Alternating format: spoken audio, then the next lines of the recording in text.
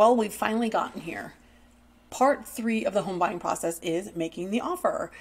We've chosen the right lender. We have narrowed all the houses down to the one that you really want to make the offer on. Now, the interesting thing was this may not be the one you thought you would ever offer on. I've seen so many times where someone will say, I really don't want this, but they end up buying a house with that because it was just the right one when they walked in the door.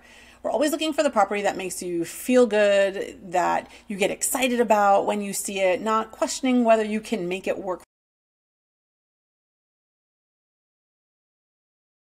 for you. So the first step of finding that right house is going to be being excited, right? Okay, now let's get to the offer part.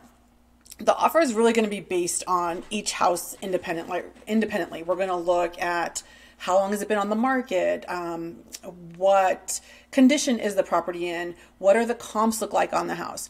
Now, this is the part where you're going to have to trust me the most and understand that what I suggest to you is the way I have learned it is best for you to get the house you want. And that's kind of what I'm doing. That's my job, right? That's why you've hired me, is to make sure that I get you the house you want.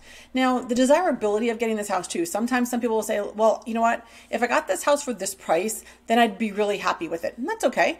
Let's see if we can get it for that price. But you have to be okay with not getting it at that price and then not getting the house. Some people say, you get me this house, whatever it takes.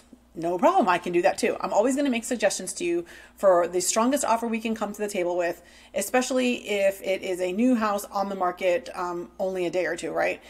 What we find is that houses already renovated and in great condition and great locations, they're just going to go very, very quickly. Some houses need a little love and they may sit on the market for a little bit longer, and maybe there's an opportunity for us to negotiate.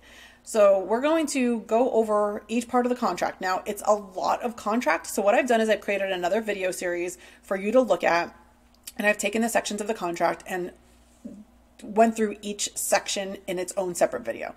Watch it at your own convenience, at your own time, at your own pace. The cool thing about Arizona is the contract is written at a 3rd grade reading level. So it's not very legally. The words are easy to understand. The concepts, the contingencies, the strategies with it, that's where I come in, right? I will help you go through each one and share with you when we have to do something important in the offer or in the contract process. So go through each section of the videos. If you have questions on this or anything else, feel free to reach out. I'm always here to help.